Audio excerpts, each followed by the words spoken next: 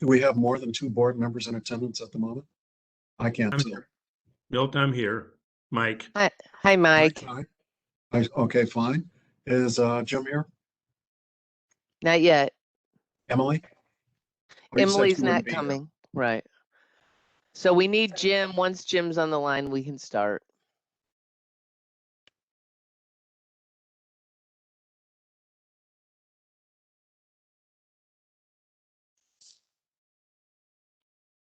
Sue, when you said these are being recorded, are they being recorded for, is this recording then for public dissemination? I don't believe so. It's the recording that Denise usually does. Okay, generic host, did you say you're recording these? That's correct. And then what are you doing with that recording? Once the recording is done, Nice group. it'll be sent to whoever created this event, whoever requested this event, it'll be sent to them. Okay, okay.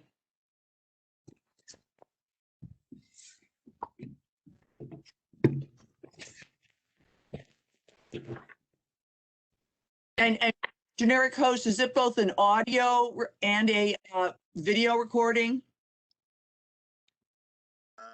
I believe it is so.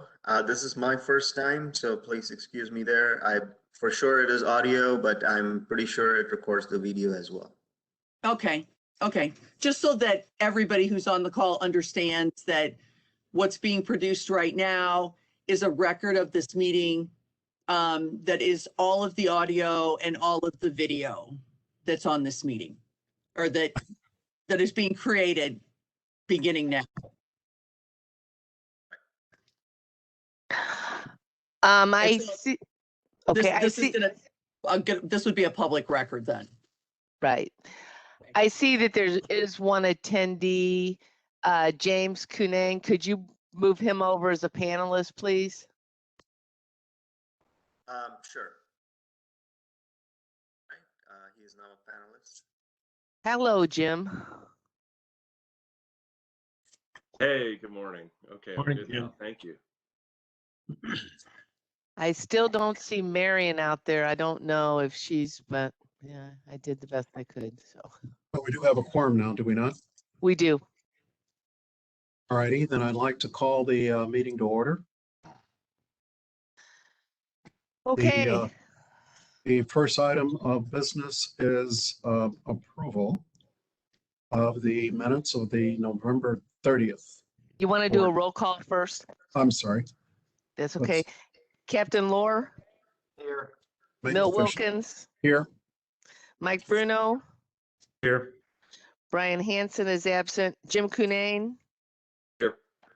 and Emily Koenig is absent. Okay, sorry, Milt. Oh, thank you. All right, I'd like to ask for approval of the minutes of the November 30th meeting. Anyone have any questions or modifications, suggestions to make to those minutes? Hearing none, I'd like to ask for a motion to approve. So moved. Motion to approve, Mike. Have a second? Jim will second. Jim, second. Okay. All those in favor say aye. Aye. All those, anyone not in favor, please also so indicate. All righty. Next item of business will be approval of the request for benefits for the civilian plan. And then we'll go to the police plan. We have quite a few civilian requests. May I have a motion to approve? So moved, Mike. Second, Jerry. Second, Jerry. All those in favor, say aye. Aye. Anyone not in favor, so indicate. All righty, let's move on over to the request for benefits for the police plan, of whom there is only one, according to what I have here, James Hildebrand. All those in anyone like to make a comment? Or can we take a motion to approve? Motion to approve, Jerry. Have a second. Second. Second, Mike. Okay, all those in favor say aye. Aye. Aye. Anyone not in favor, so indicate. That's the only way we can do it video wise. All right, moving now to the request for death benefits. We have 3 civilian requests. Questions? If not, we have a motion to approve. Motion, Mike, to approve. Have a second. Second, Jerry. Very good. All those in favor, please indicate by saying aye. Aye. Aye. Aye. Anyone not in favor, please so indicate. All right. Thankfully, there are no requests for police death benefits. So we don't need a vote on that. And now we're going to go on to, I'd like to first hear from ACG. If you could give your presentation, and Phineas is here today with us. Jason was unable to attend because of another commitment. Thanks, Milt. And yeah, if the generic host can give me sharing capabilities, I will pull up just kind of real quick market snapshots. What we have today is our performance through the end of November. And then talk a little bit just about the markets leading up to that. And then maybe just kind of get a preview of some of the stuff we'll talk about as we get together early next year in 2022.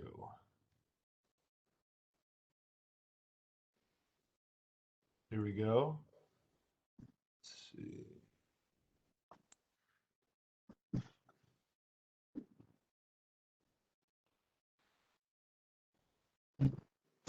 I should. Someone let me know if it didn't pull up, but I imagine you all can see the screen here. And so really just to focus everyone's attention to the left side of the screen, first in the middle box, what you can see here are the returns of the major indices. And again, this is through November 30th. And what you can see in blue, this is for the month of November. In the month of November, we saw the 4 major equity indices that we particularly follow. The S&P 500, that's U.S. large cap, Russell 2000, U.S. small cap. EFA is developed international markets, and there at the bottom of this list is emerging markets. And you can see all 4 over on the left-hand side. So negative pullback, negative return for the month of November. We saw really. Vinny, I can't see your screen. Can everybody else see it? No, I cannot. can't either. All gray, big gray box. Yeah, big gray box. Hopefully that doesn't say anything about our financials. No problem.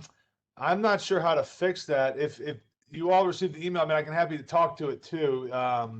Let's go from your the email that was sent out with the with your report. Sure. So yeah, pull up their individual copies. if everyone can pull up the individual copies, this one is titled Market Snapshot from that email. Okay. And here, I'll stop sharing so you don't have to look at my gray screen.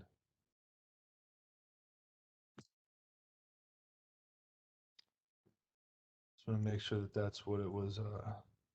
Everyone has that up? Yes. We can look at it. All right, Phineas. Perfect. So yeah, so if you have that up, and so as you can see, we saw a little bit of flight to quality there in the month of November. Really kind of the big news. So, started to see COVID numbers spike up, led to some uncertainty, as well as continued to see higher inflation numbers come through. So ultimately, did lead to a little bit of flight to quality. As I said, you can see what is positive in the dark blue bars for the month of November were bond prices, particularly treasury bonds. You can see up almost 1% for the month. That said, looking kind of through 11 months of the 12 months of 2021, those are those lighter blue bars. And certainly, as we know, it's really been continue to be a strong equity rally here overall in 2021. Again, kind of the winner so far this year being the S&P 500, U.S. large cap stocks up over 20%. That said, the other major indices still having a pretty strong year. The Russell 2000 up 12. EFA's up 6. And emerging markets is the one kind of still to the laggard for the year, down about 4%. I will say, month of November, we've seen all 4 of these indices be positive and continue this trend. And so continue to be a strong performance from equity markets for the year, which has helped us out. And then just want to kind of touch base on the bottom left-hand side here of the page. This is our capital market assumptions. And this is, we update these annually. And so these were updated last year going into the year. And then our next month in January, we're going to talk again about our updated market assumptions looking forward. And what I can say is from a relative standpoint, in terms of attractiveness compared for each asset class, it's going to be pretty similar. We still think we'll lead the way. It'll be private equity, which again, as you all can remember, one of the big things we did this year with this group is approve the funding to portfolio advisors. Currently working through the contract on that. But then the other equity indices that haven't had the great run is U.S. large cap. So we still think more of an attractive valuation. That includes small cap, emerging markets, international and developed. We think will be strong players still going forward. And whereas you can see the left-hand side, given bond prices where we think interest rates are going to go, they'll somewhat be the laggard, but still be there for that safety for us. Now, the actual numbers from an absolute perspective, particularly some of the ones like U.S. equities who had a strong run, we do think we'll expect a valuation not to be as attractive. But that said, what we are going to see come through this, and we'll talk more about this next meeting, as we are seeing, and like most people, expect higher inflation to come through next year and in the next several years, next 10 years. And that actually, from an absolute perspective, could actually be a bump up in return expectations for us. So this is just a little bit kind of a preview coming attractions, but kind of where we think things are going, as we look out, not just into 2022, but really, the longer term over the next 5, 10, 15 years, et cetera. Okay, Phineas, I have a question for you. In the middle of the page, under the section asset class valuations, you have the current forward PE ratio, the S&P 500, and the historical average PE ratio. Over what period of time? So the historical average, I'll have to check, but I think that goes all the way back for the S&P to, it was started not in its 500 form, but in it's like the S&P 90 back in the early 20s. And so I can double check for you for how long that goes back. But for each indice, it's going back to its inception. All right, fine. I'd like for you and Jason to huddle on this and see if you can come up with a more instructive historical S&P 500 PE. Because going back that far, I don't think it's terribly instructive. So I'd like to consider something else over the last 30 years, 40 years, 50 years, whatever it might be. But you don't need to make a decision right now. I'm not certain of the time frame, but I'm relatively confident that I personally would not want to go all the way back 100 years to understand what the historical average is, since the world itself, including interest rates, have changed so dramatically over that period of time. Yeah, and I think what'll be helpful too, and so we do have that information kind of rolling periods with the averages.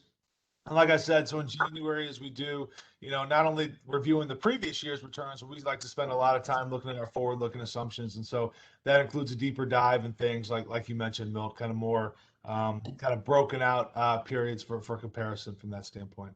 Fine. If you and Jason can come back to us next month and give us your ideas. If this is where you want to stay, fine. I just don't want to understand it. However, I think one can come up with a more helpful and instructive historical average PE ratio to compare to the current forward PE ratio. Recognizing historical average PE ratio, all PE ratios are affected by interest rates, and we still are in historically low interest rates for the general economy. So in any event, get back to us next month. Please continue. Well, dude, no. So that's good. If there's no questions here, I did want to hit on our performance, give an update through the end of November. So that would be the second page from us in the email, the 1121 ASAP. You can pull that up. Perfect. And so again, as you can see, and want to give the highlight, and as you all remember, we went into somewhat of a deeper dive last month for our 9/30 returns of our performance. Also talking a lot about benchmarks. And so given kind of the update of how performance was through November, again, as you mentioned, equity markets were down, the biggest parts of our portfolio. So our portfolio was down for the month. You can see we were down 2%. So a little bit below both our strategic policy index as well as our broad policy index, which reached down about 1.8%. And so that brought us to about $934 million in the portfolio as of the end of November. Again, the one thing we always want to point out, 15% of our portfolio is in real estate, and we get those valuations on a quarterly basis. So real estate's the one thing that's not in this return for the month of November, or really for the quarter, the fourth quarter of the year. So we do actually expect a little bit of pop-up when we do get final returns. Kind of more importantly, though, as you look kind of longer term, year to date, again, continued to be a very strong year for us. I went through and highlighted kind of some of the equity returns we saw. But overall, our portfolio through the 11 months of the year is up almost 11.5%. Again, this is all after fees.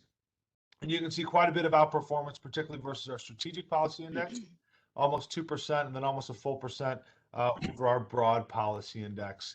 And then interestingly enough, the trailing year, which again, all we're doing is adding December of 2020 for that trailing year. But that was a strong month. And so you can see for the last 12 months, we're up almost 16% at 15.9 there. Again, strong performance, really, not only the markets, but relative to our two benchmarks, our strategic policy index and our broad policy index.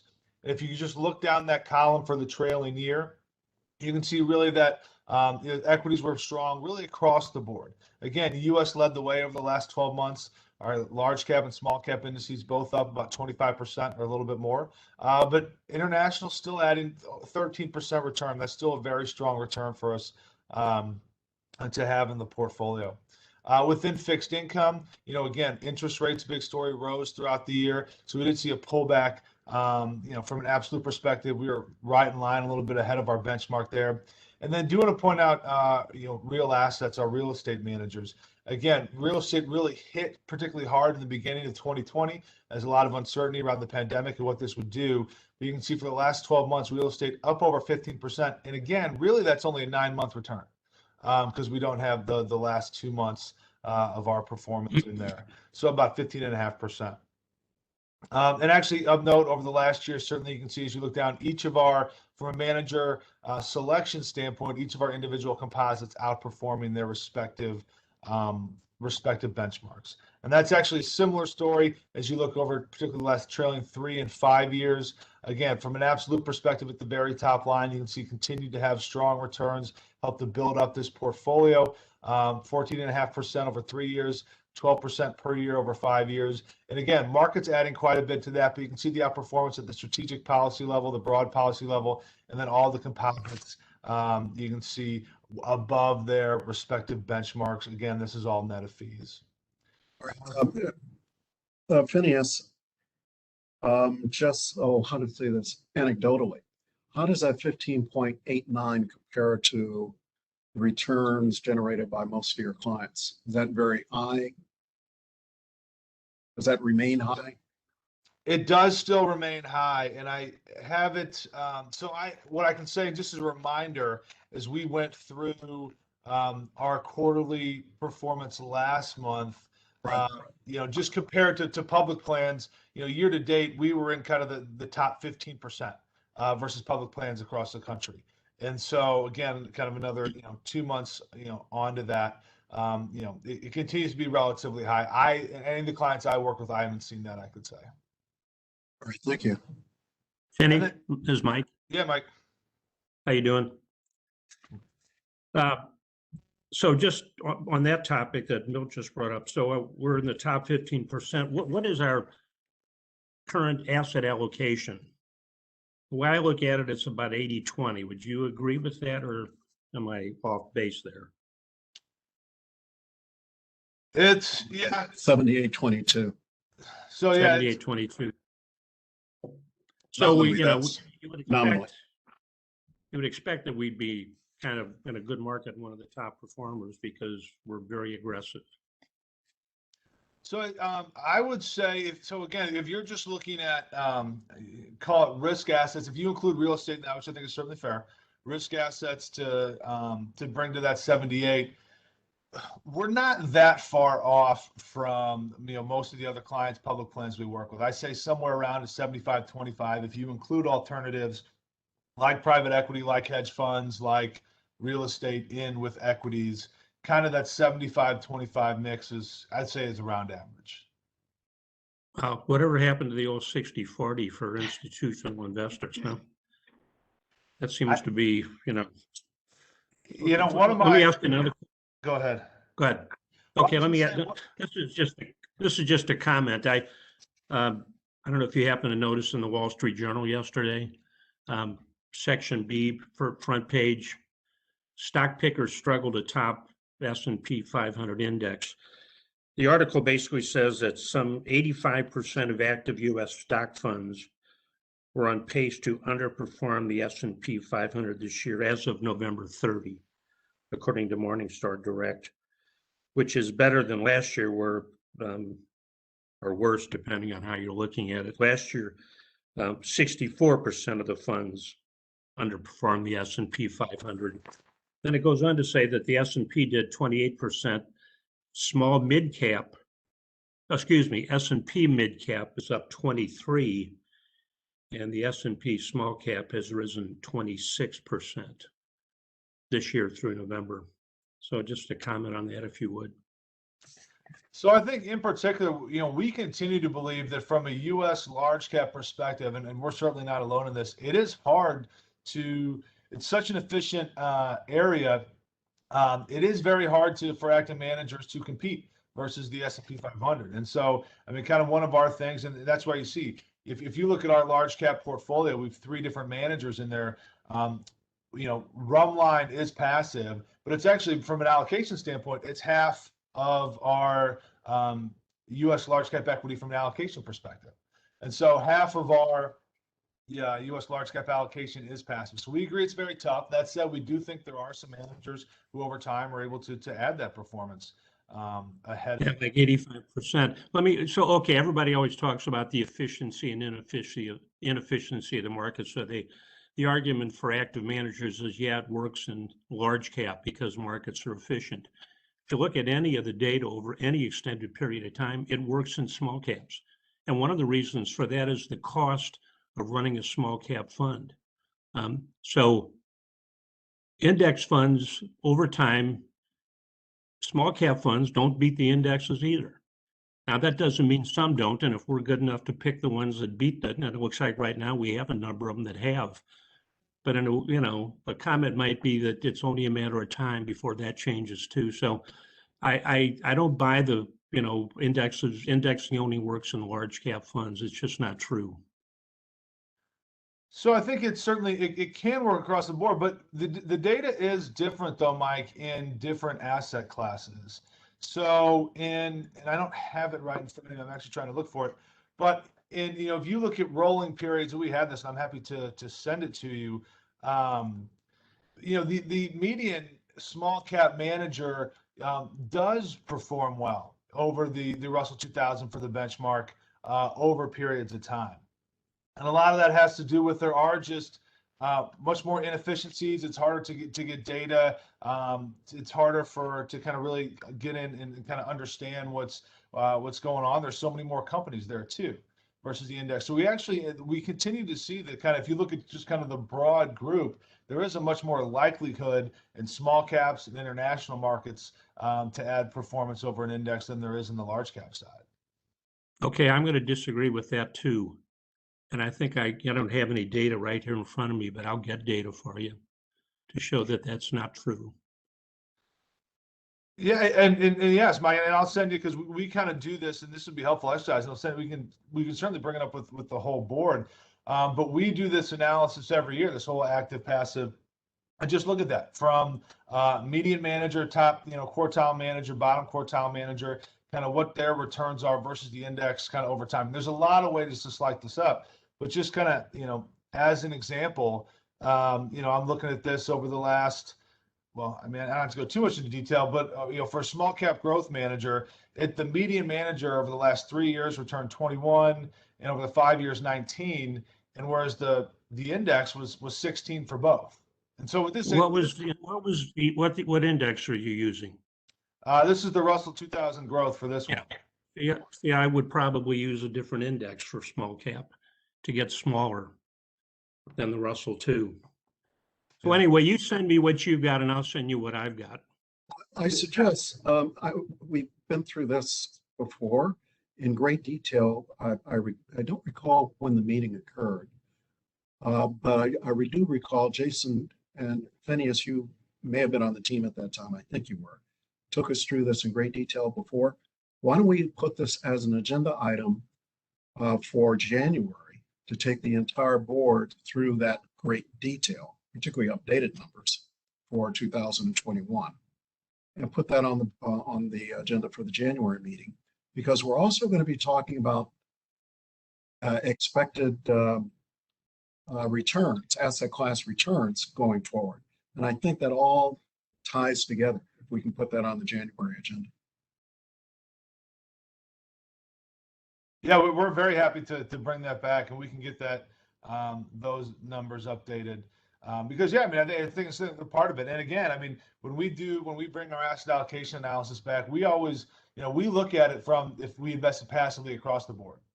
And so that's kind of helps our asset allocation. And then from there, that's that next step you're talking about, Milt, is where do we think makes more sense to take some active risk? And we do think there are a lot of places where it makes sense and some where it makes less sense.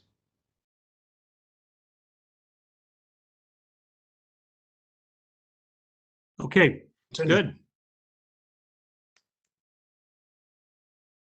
Continue, Phineas. So I mean, that's really all I had. So obviously at the end, continue to have another, strong performance so far, and that's through November. And then, just as an update, I mentioned December was, has been positive so far, which will help us from the absolute perspective. And just a little perspective on it, the S&P for the month of December is up almost 5%. ACWI ex-US is up about 4%.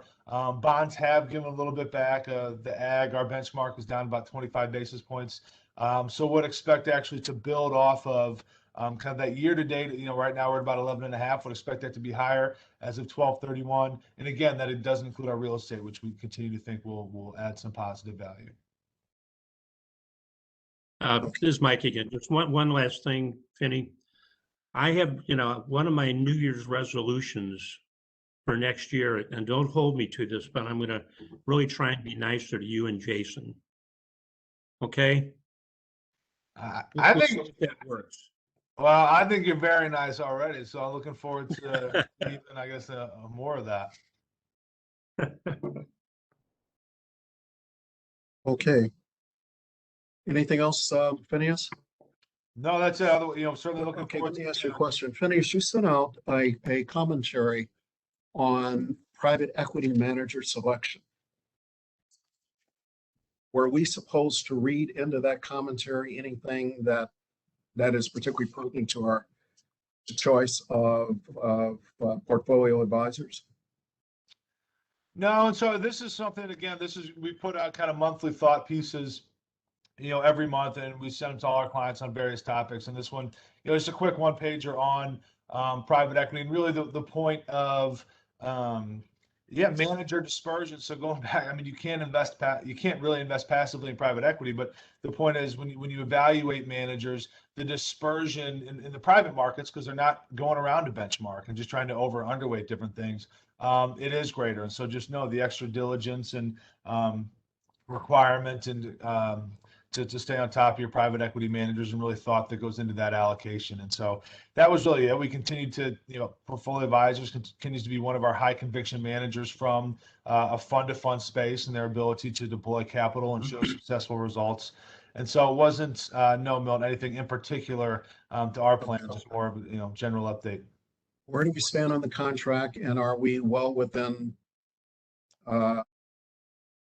time frame for appropriate execution, timely execution of the contract? That's on the county side. We're working with Dr. Page to sign the contract at this point. I imagine it'll happen any day now. So it's not a matter of negotiation, it's a matter of simply execution at this point, timing of execution. Exactly. Yes. And when does the window close, Phineas? We have at least through the first quarter, and I think we'll have some flexibility into the second quarter should we need it. Yeah, we'll make that not a problem. Okay, very good. Well, I got one more comment, Finney. I did read that last night about private equity manager selection, and there's a glaring omission in there, which I think is inexcusable. And that is there is not one mention of the cost of private equity. That's something that we should be looking at when we decide if we want to invest and who we want to invest with. So private equity in itself, I think the major, obviously there's a major cost from an implementation standpoint, more so on the public side. And that comes in mostly the discussions if you won't even invest in the asset class. Yes, like anything, Mike. I mean, the cost at the end of the day, is a big factor of this. But as we look at kind of the returns, and I think they looked at is, on an IRR basis, they look, this is all net IRRs. And so at the end of the day, like everything else, the evaluation of the manager performance is after the fees that they take out. I mean, again, going back to portfolio advisors that we invest with, they continue to be, not only do they perform very well, but they'd be one of the cheaper options, less expensive options, I should say, from an implementation side on private equity. So this isn't like Biden's Build Back Better, where it's not going to cost anything. I'm not as in the weeds on his on the Biden plan, but no, when we talk about this, we always look at this and what can we get net of all fees for our returns, and we continue to think. Okay, what I'd like to see, if maybe next meeting too, if we could see again, I did notice the firm that we had present a few months ago had their fee schedule in it, and I don't have a PhD in nuclear linear equations, so I couldn't figure it out. But maybe if we could get some idea of a percentage that it would cost on an annual basis, dumb it down so some of us can understand it a little better of what we're actually paying, because I think it's important that we know that as fiduciaries. We did go through that in detail when they did I propose it. remember But getting, if- I but didn't if we remember don't, getting. if we don't really call that, we detail. ought to bring it back so everybody can refresh their memory. Yeah, so that was certainly part of our presentation and part of any discussion as it I know, related but I to- didn't understand it. So yeah, and I'm happy to give this Fine, Phineas, that's fine. Let's bring it back. We'll talk about it again in January. Yeah, And but you so- couldn't ask, you could ask everybody on the board right now and nobody would have a clue what it's going to cost us. Talk about it again in January. All righty. Phineas, do you have anything else on your side? No, I think that's it. Certainly, I mean, yeah, well, a lot of follow-ups and a lot of discussion for our January meeting. But again, certainly it's been strong year for not only the markets but our managers and portfolio here in 21, and kind of looking forward to talking about 22 and going forward. Yeah, by the way, when you come back in January to talk about this, the cost of the managerial cost of private equity, you need to do that on a see-through basis, not only what the fund of funds fee is, but what the underlying managers are. And portfolio advisors will be able to tell you that number with a 2-minute phone call. All that information is readily available, but that's what you ought to particularly talk about. In any event, we get the net after the fee, and if the net is acceptable, and if not more than acceptable, then that might be it's still a very attractive proposition. Now, Yeah. if you don't have, do you have anything else, Phineas? Or was that someone else? No, so I agree with everything you said, and yeah, a lot of this was in the presentations from earlier in the year, and so very, very easy and very good to bring that back for the group. Okay, fine.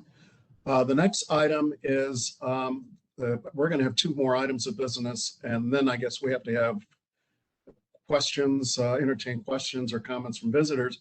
But then we're going into a closed session, an executive session, which Sue has requested. Next, 2 items. Number 1, the retirement board meeting dates.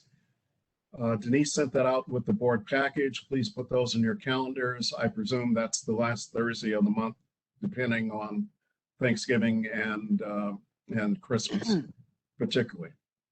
And then I'll assume you also wanted to make a couple of comments in public session before we go into private session. Yes, I just wanted to inform the board. I think I sent something out, but that the council did approve your recommendation for the COLA for the retirees who have been retired longer than 10 years. So that all passed. The county executive signed the bill. And so we're working on getting that updated in the system, and the retirees will see that 10% addition in their January check that they'll get the end of the month.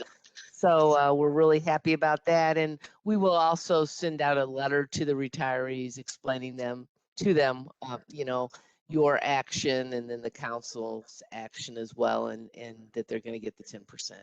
And it will be, in the base benefit on the supplement, everything except the police supplement, the pre-65 supplement, that was in the ordinance that it won't be a 10% on that. But then the supplement for police over 65, that will be an additional 10% as well. So I just wanted to let everybody know that was moving forward. Very good. Great. Was there anything else, Sue? I think that's all I have. Okay, for public session. Yes. All right, fine. We will hear from visitors now if we have visitors and if they would like to make any comments. This system, I'm not sure how that works. Is the host on the line right now?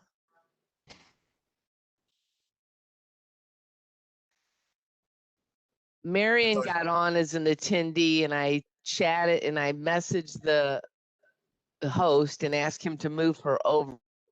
He hasn't done that yet. So Marion is an attendee, but I don't know how we can. Well, I understood that the generic host essentially holds the microphone, and he can turn on or off an attendee to the meeting. But if that's an incorrect understanding, you can brief me on that later on.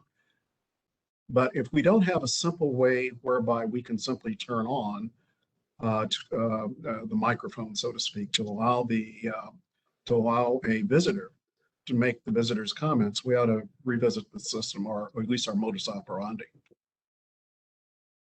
I agree. Okay. Yep. So we don't have anybody yet. Marion, if you have a comment or a question and cannot get in, would you send that comment or question by email to Sue? She will distribute it to the board, and I will get back to you as quickly as possible if it's something that I alone can respond to. Anything further? I don't think so, but now we have to. Yeah, I'd like to have a motion from the board to move into closed session. I guess we have to move to close the open session now, and then another motion to move into closed session. So may I have a motion? No, I think what we need to do. Go ahead, Maggie. Hey, Milt, we would just need a motion to go into closed session and then a roll call vote to go into closed session. You'll go into closed session. Generic host, are you on? Well, the generic host should discontinue the participation of everybody but the board members and legal counsel, and then we'll go into closed session. But let's vote. Please, if somebody could make a motion to go into closed session and then take a roll call vote, Sue. Okay. I'll make a motion to go into closed session. Is Mike second? Okay, Mike second the motion. All in favor? Anyone Aye. opposed to going into closed session? All right, we are going now into closed session. I'll give the generic host and anyone else a moment to disconnect, so to speak. I don't mean that pejoratively. I think I disconnect. have to do a roll call vote. Your to go roll in call closed vote, please. session. Well, we Uh, have to, before you do that, don't we have to? No, Just we take enact- the roll call vote first. Captain Lore, Yes, I approve. Milt Wilkins, Yes. Mike Bruno, Here, and Jim Cunane. Yes. Okay. Fine. So now we can be in closed session. Thank you all. Have a happy new year. Thank you, Thanks, Vinny. Vinny. see you, buddy. There is nobody in the attendees right now, so it's just a panelist. Okay, very good. Okay, so Susan? yes. Yes, we got a letter from Councilman Tim Fitch asking for his retirement benefit. And it came to me and Denise as well as to the board. Maggie, do you want to address the board on this? Sure. As Sue indicated, Councilman Tim Fitch is a retired police officer. He retired in February of 2014. In January of 2019, he took his position as a county council member, and pursuant to the terms of the plan, he was advised that during the period of his reemployment by the county, his retirement benefits would be suspended. Mr. Fitch has sent a letter to the retirement plan and the county councilor challenging that, saying he believes he's entitled to his retirement benefit, even though he is serving as a county council member. The county councilor, Beth Orwick, is reviewing the letter and is preparing a response to Mr. Fitch, or Councilmember Fitch, to determine how to move forward with this matter. So our Councilman Fitch has, indicated he might file a lawsuit if he doesn't receive his retirement benefit. So the county councilor wanted to advise you of this matter. She will address the board about how she recommends that this matter move forward at or before the next retirement board meeting. Okay, Maggie, I have a couple questions. One, just to confirm, was the councilman, did you not say that the councilman was informed when he won his seat on the city council that his retirement benefits would be suspended? Was he informed of that at that time? Correct. And did he object to that at that time? Yes. Well, yeah, he believed he should have gotten his retirement benefit. As far as I know, Milt, he never made any formal request to the board associated with it. Like he didn't appeal the denial of his, the suspension of his benefit or anything like that. Sue, that's my recollection. Is that correct? Yes. When was he appointed to the council? Or when was he elected to the council? He was elected in November of 2018, took his seat in January of 2019. So that's when he was advised that his retirement benefit was suspended. So in a 3-year period of time, he did not file a formal request or complaint concerning the suspension of his retirement benefits in that 3-year Right. period of time? to the board. Yeah. To So the county? Did he express it to the county administration prior to now? I mean, now. I don't know if he sent anything to county administration, Milt, or not. He has contended that, he thinks he's, entitled to his retirement benefit, even though he's serving as a county council member. Yes. I can understand that argument. I'm just rather amused that he waited 3 years to make it. Well, yeah, I mean, I don't know why he's choosing now to, pursue this in some formal manner. But he is. Is he still a member of the county council or has he lost his No, seat? he's still a member of the county council. Okay, now a second question.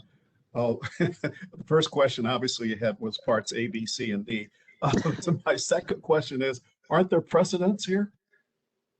I don't know that there's a precedent with regard to a county council member.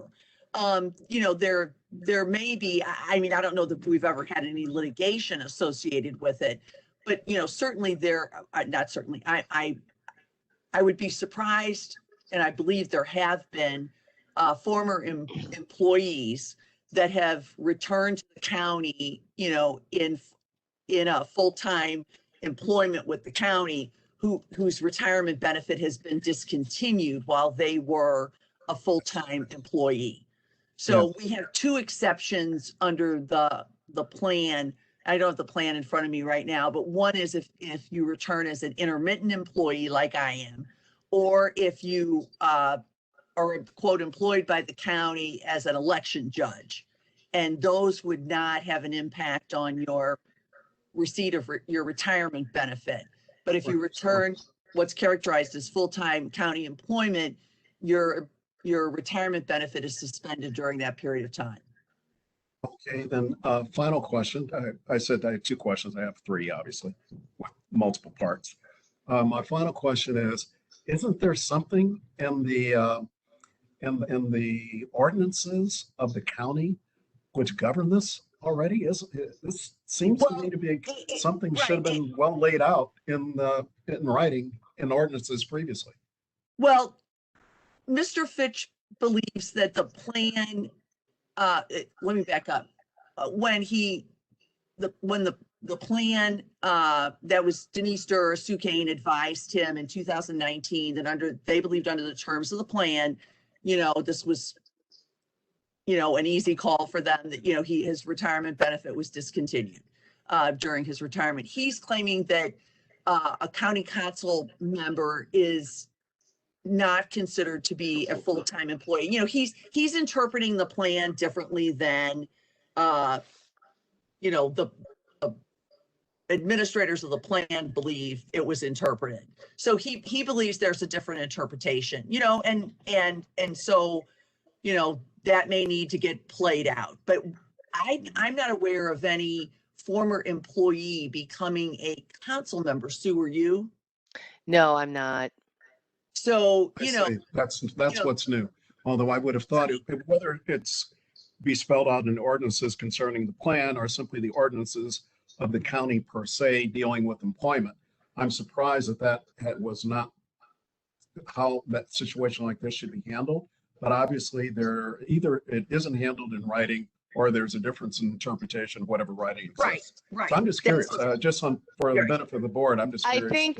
I think the other thing that's a little bit different is that the county council members are members of the retirement plan, even though they're part-time or whatever they are. So like Miss Hazel Irby, when she became a county employee, we used all of her years of service as a council person. So we count them. So if this didn't play out and if it was just like, nope, sorry, then if Tim was vested again, then he would get an additional to his retirement other than his police chief's retirement plan. So Okay. it's just different, and it's. Well, I presume if the county decides that he's entitled to the benefit, it won't bring down the plan. So I'm just rather amused this thing isn't already perfectly clear in writing, but obviously it isn't. Well, yeah, I mean, I guess you could look at it this way, had he received his benefit, it would have been paid out. What he's saying is, I haven't gotten my benefit for 3 years and I want my benefit now, so, no, I don't think it would bring down the plan, because if the plan, like I said, he would have been paid it one way or the other, so. None of us he's been exceptionally highly paid. Okay, thank you. Is there anything else you recommend? That's all that the county, like I said, the county counselor is reviewing and she will report to you guys, where they are at the owner before the next meeting. And just a clarification, I think you noted that that the board was actually included as, an addressee on the letter. I assume she'll share the letter with us at that time, or will it be shared before then, or what are your thoughts? Yeah, the letter can be shared with the board. If you'd like to have a copy of the letter. the board, I want to emphasize to the board that right now, this is all closed. So because it's a potential litigation matter and it also involves, former employee. So, should you get a copy of the letter, which you can have, don't distribute it, outside of, the board membership. Yeah, and I don't, just to be I clear, think, I don't need to see each the member letter of the at this board should point. have a copy. I'm sorry, Jim. I was just saying, Yeah, go I ahead. think each member of the board should have a copy of the letter since it was addressed to the board. And I agree with you. It has to be kept in absolute confidential. We need to understand what the argument was in the first place. And then we'll talk about it in January in closed session whenever the county council's office is ready to do so. Okay. Thank I'll you. make sure y'all get a copy of the letter, okay? Okay, if that's it, then you can vote to go out of closed session. You just need to take a roll call vote to go out of closed session. Then One you'll go second. back into open session and you can close the open session meeting. Very good. 1 second. I inadvertently cut Jim off. Jim was saying something. I want to make certain he had an opportunity to complete his thought. No, Milt, that's fine. I was just saying I'm fine with getting the letter now or as part of a presentation. I just want to make sure I get the letter at some point through the process. But getting it now is fine with me. Fine. All right, we have to vote to go out of closed session. May I have a motion to adjourn the closed session and return to open session? So moved. Mike? Yeah, I'll so moved. Okay, I'll do a Here's roll. Mike second. Mike second. Jim Mike made the second. motion. Okay. All right, I'll do a roll call vote. Captain Lore, Yes. Milt Wilkins, Yes. Mike Bruno, Here. and Jim Cunane. Yes. All right. So we're back in open session, Maggie? Yes, we Yes. are. And now if you want to close the meeting, you can close the meeting if there's no other business. I would like to ask for a motion to close. However, first, Jerry, would you stay on for a hot minute? Sure. After we close out the meeting, there's something I wanted to chat with you about. All right, I Okay. have a motion to adjourn then the open session of the meeting. This is Mike, so moved. A second. You guys make a great team. I feel so. Dramatic team, not a comedy team, a dramatic team. You make a great team. Started like Peter O'Toole and Richard Burton. All right. I just tell Denise, yep, it was Mike and Jim. They did every motion. It's a O'Toole pleasure. and Burton all over again. This is Beckett. This is this is whatever. Closing Okay, yours. fine. The motion has been made and seconded. May I have a vote? All those in favor of adjourning the open session of the meeting, please say aye. Aye. Anyone opposed? None opposed. So the meeting is now adjourned. And everybody can just click off. I just want to ask Jim, not Jim, sorry, just want to ask Jerry a question, but it doesn't pertain to anything. Anybody else can click off or stay on to that matter. Yeah, Jerry, I have would- you been, have you been in? Thank you. Oh, Happy New Year to everybody. Yeah. Thanks. Happy New Happy Year. New Year. We actually had a I very would good totally year as click out of this session. This is Maggie. I would totally click out of this session, Milton. This isn't even confidential. Jerry, have you been in contact with Monty? I have, yes. Does he know where the COLA stands? Yes. Yep. I Okay, have- I just want to make certain we communicated to him properly. That's all. I've talked to Monty too, Milt, about the COLA. Great. I just want to make certain, since he hasn't been attending meetings as Marion has, I wanted to make certain he had full information. Yes. If not, I was going to contact him myself. But since Yes. between the two of you, you've kept him up to speed, that's fine. Okay, Okay. thank you. Again, Happy New Year to everyone. Happy New Year. Same Bye. to everybody. Bye. See ya.